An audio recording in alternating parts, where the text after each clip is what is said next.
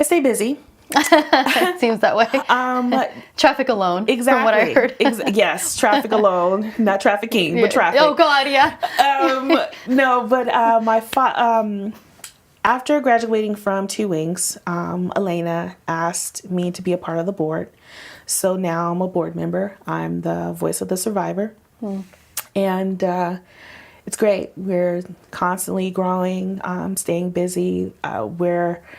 We're now doing preventative work, which is amazing. I love the fact that the board, and especially Elena, really listens to my my opinions, and my opinions matter. That's so smart for them to have a survivor on the board. Yeah. It's like once you hear that, you're like, oh yeah, well, how could you not? Yeah, right? Yeah. But great team, and a lot of stuff coming very soon. Then I'm also on the core team of the Long Beach Human Trafficking Task Force, and as a survivor's voice as well. Basically, it's just a group of different organizations and community members and service providers. And we just come together once a month and we talk about the issues. We talk about what services are available for survivors and for service providers to help the victims. And I also work for Journey Out.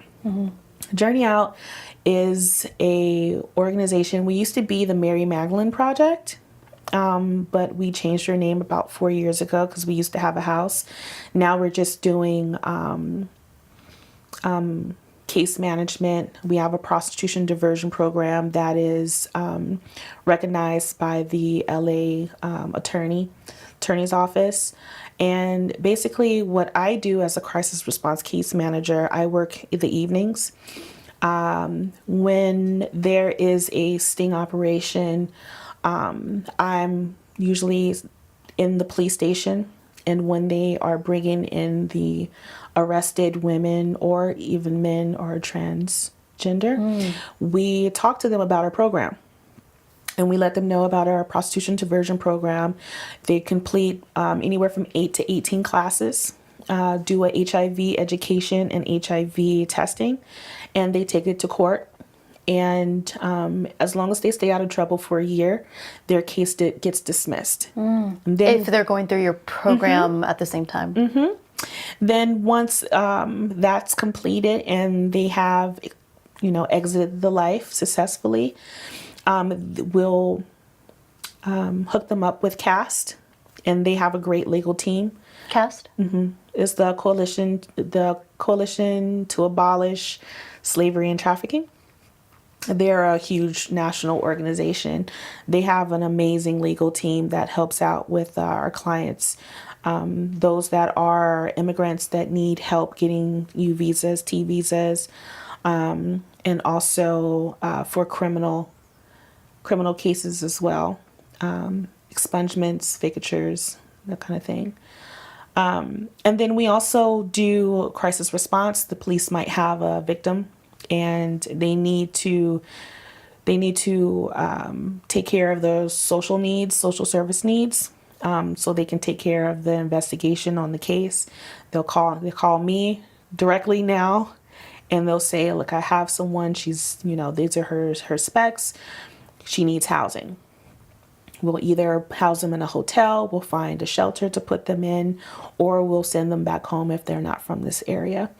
We also do case management, survivor support, and whatever gaps that they need filled, we'll try to fill it ourselves, or we'll refer them out to other organizations to help them get back on track.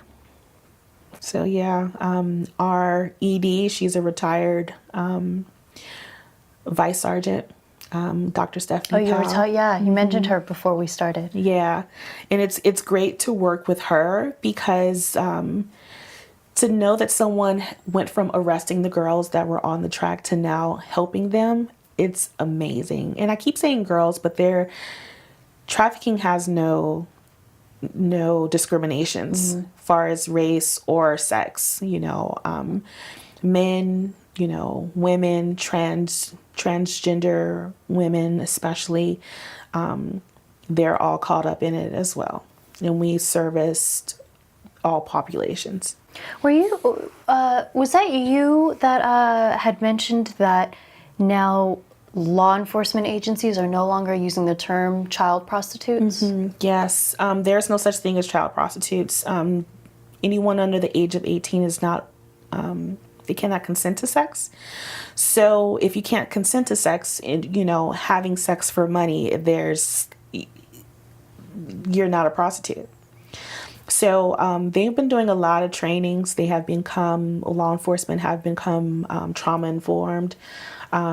They're starting to change their verbiage when it comes down to human trafficking. They're starting to understand that all pimps aren't what they usually see. You type in the word pimp, you're going to see a black man. It doesn't always look that way. And as far as the image of a prostitute, they will see someone that is dressed a certain way. Human trafficking, they would think that it was someone overseas. They will think, even though my story is basically what a lot of people think of human trafficking to be, the beginning of my story, it doesn't always look that way. A lot of women, like I said before, they're coerced. You fall in love with this guy, and this guy is like, look, I need money. Hey everyone, thanks so much for watching the episode. If you're interested in contributing to the conversation and supporting the show, there's 2 easy things you can do. 1, click subscribe, and 2, visit our Patreon page where you get exclusive access to the Exploring Minds community.